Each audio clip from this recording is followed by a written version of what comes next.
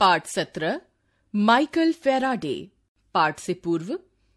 यह पाठ महान वैज्ञानिक माइकल फैराडे के जीवन, उनके व्यक्तित्व और कृतित्व को प्रस्तुत करता है तथा विज्ञान संबंधी उनके द्वारा किए गए महत्वपूर्ण कार्यों के बारे में बताता है। आइए पाठ पढ़कर उनके विषय में जानें। सड़क पर रफ्तार से भागती हुई गाड़ियां आप रोजाना देखते हैं। बस और ट्राम में चढ़ने का आनंद भी शायद आपने बहुत बार लिया होगा। बिजली के पंखे और इस तरह के कई उपयोगी साधनों से आप परिचित ही हैं। कारखानों में भांति भांति की मशीनें भी आपने देखी होंगी। क्या आपने कभी विचार किया है कि ये सब मशीनें किस प्रकार चलती हैं? ये मशीनें बिजली के चुंबक से चलती हैं। बिजली के चुंबक का आविष्कार माइकल फैराडे नामक एक वैज्ञानिक ने किया था। फैराडे के इस आविष्कार से विश्व को अनेक उपयोगी वस्तुएं मिल पाईं, किंतु बाल्यकाल में बालक फैराडे को कई कठिनाइयों का सामना करना पड़ा था।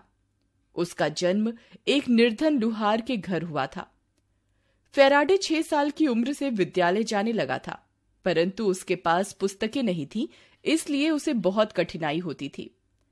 किंतु वह घबराया नहीं, दिल लगाकर पढ़ता रहा और साथ ही अपने पिता के काम में हाथ बटाता रहा। इस तरह 7 साल बीत गए। अब फैराडे 13 वर्ष का हो गया था, किंतु निर्धनता के कारण उसके पिता ने उसका विद्यालय जाना बंद कर दिया। बेचारा फैराडे मन मार कर रह गया।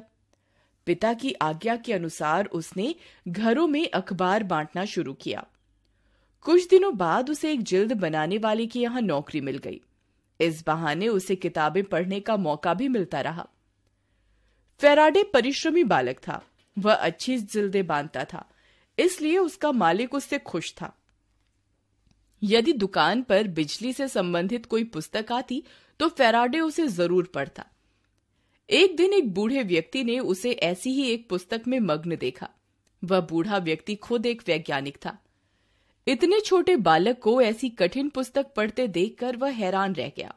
उसने पूछा, तुम कहां पढ़ते हो? मैं कहीं नहीं पढ़ता। मैं पुस्तकों की जिल्दें बांधता हूं। मुझे बिजली से संबंधित पुस्तकें पढ़ना अच्छा लगता है। जानकारी बढ़ाने के लिए मैं यह पुस्तक पढ़ रहा हूं, माइकल ने उत्तर दिया। वह बूढ़ा व्यक्ति फैराडे के उत्तर से प्रसन्न हुआ। उसने सलाह दी, यदि तुम बिजली के बारे में जानकारी बढ़ाना चाहते हो तो सर हम्फ्री डेवी के भाषण सुना करो। फैराडे शीघ्र भाषण की जगह पर जा पहुंचा।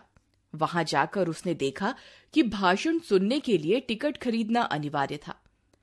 मालिक से पैसा लेकर उसने टिकट खरीदा और भाषण सुनने लगा। लौटने पर मालिक ने पैसे काट लिए।